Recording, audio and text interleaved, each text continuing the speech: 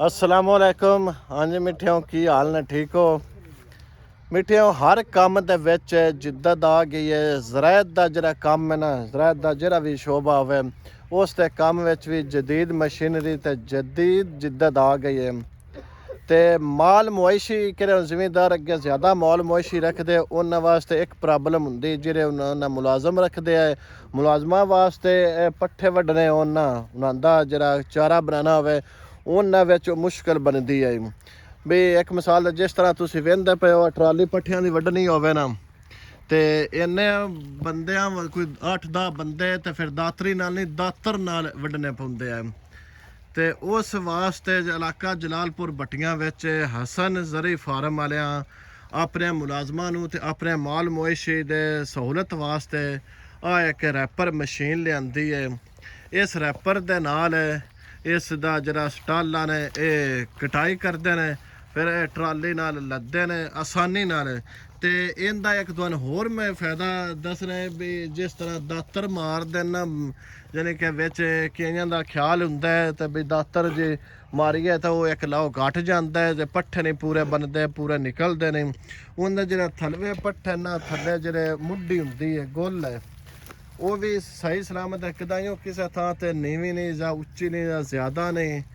वो भी इस तरह ते बाकी मशीन तुहानूं विखाने है जिहड़ी रैपर है, ये आपे ही पट्ठे वड्डदी है तो आपे ही मगर कट्ठे भी करदी है। उसका रैपर है, ये रैपर है मशीन।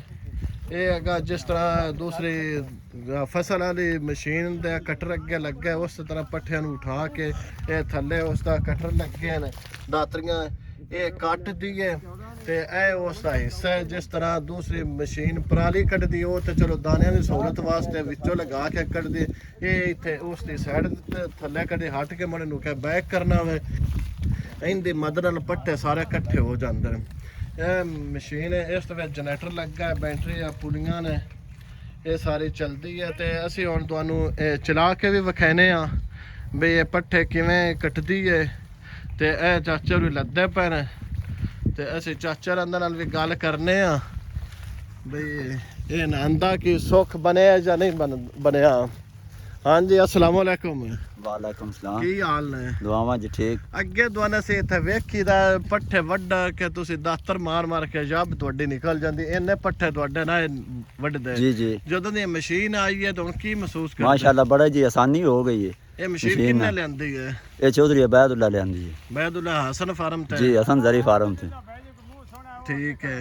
ते हुण किन्ने को पट्ठे किन्ने टाइम में तुसी वड्डदे हो? आज हुण ट्राली पट्ठियां दी तुसां वड्डी खले हो, ये हुण किन्ने टाइम में तुसी? एक कम अज कम 10 तो 15 मिनट लग गए। 10 अगे इन्ने पट्ठे तुसी वड्डने होण ते किन्ना टाइम लगदा है? जी सुबह तो लेकर तकरीबन पेशी दी अजान तक। इन्ने दातर ना वड्डदे? दातरियां नाल? दातर नाल जी जी। तुसां इन्हां दी गल सुनी है बई अगे इन्ने पट्ठे असी वड्डने ना 4-5 घंटे साडे पट्ठे वड्डन ते लग जांदे, भावें माल नूं पट्ठे पैण दे लेट हो जा साईं भावें आके भावें रेंज पे होण।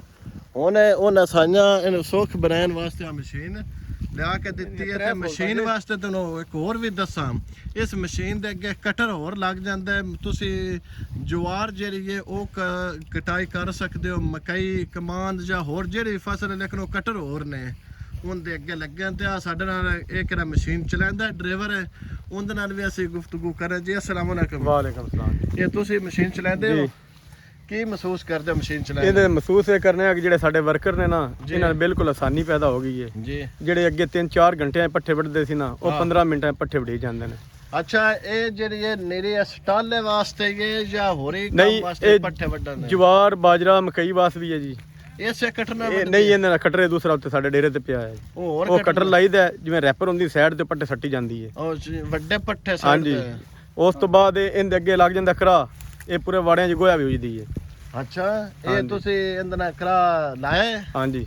अब मंगा ट्राली वाली हुक भी बने? ट्राली भी पिछे छोटी पा सकदे हो। हाँ ना।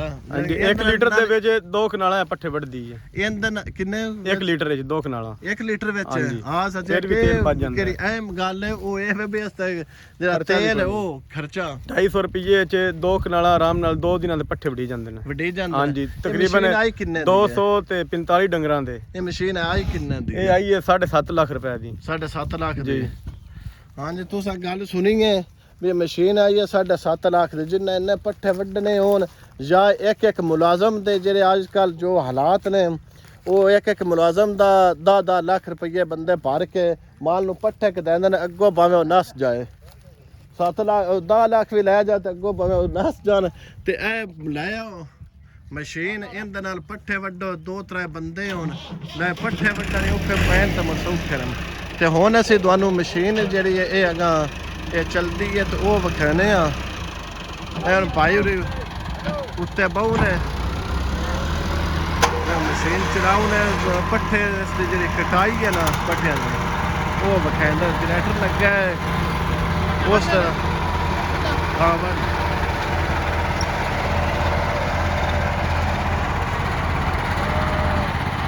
ਮਸ਼ੀਨ ਹੁਣ ਚੱਲ ਗਈ ਹੈ, ਚੈੱਕ ਕਰੋ।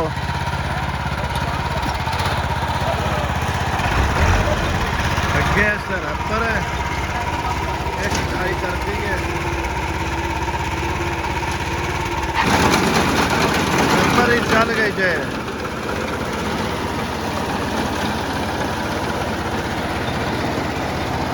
ਇਹ ਮਗਰ ਜਿਸ ਤਰ੍ਹਾਂ ਕਣਕ ਦੀ ਨਹੀਂ ਰੈਪਰ ਹੁੰਦੀ ਉਸੇ ਤਰ੍ਹਾਂ ਪੱਠੇ ਮਗਰ ਲਾਈਨ ਬਣਾਈ ਹੁੰਦੀ ਹੈ ਤੇ ਅੱਗੇ ਪੱਠੇ ਕੱਟੀ ਵੀ ਹੁੰਦੀ ਹੈ।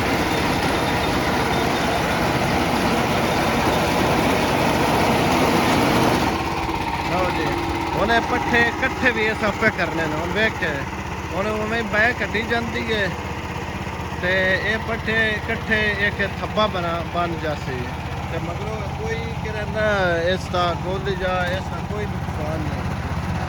ਦਫਾ ਗਿੱਲੇ ਦੀ ਵਜ੍ਹਾ ਤੋਂ ਪੱਠੇ ਕਿੱਲੇ ਤੋਂ ਪਤਾ ਹੈ ਤੇ ਬਾਰਿਸ਼ ਕਰਦੇ ਇਲਾਕੇ ਬੜੀ ਹੋਈ ਹੈ, ਉਹ ਬਾਰਿਸ਼ ਦੀ ਵਜ੍ਹਾ ਤੋਂ ਨਾ ਥੋੜੀ ਮਸ਼ੀਨ ਖੁੱਬਦੀ ਪਈ ਹੈ, ਗੁੱਡੀ ਲੱਗਦੀ ਪਈ ਹੈ, ਵਰਨਾ ਹੁਣ ਮਸ਼ੀਨ ਹੈ ਬੜੀ ਪਾਇਦਾਰ ਹੈ ਤੇ ਕੰਮ ਦੀ ਮਸ਼ੀਨ ਹੈ।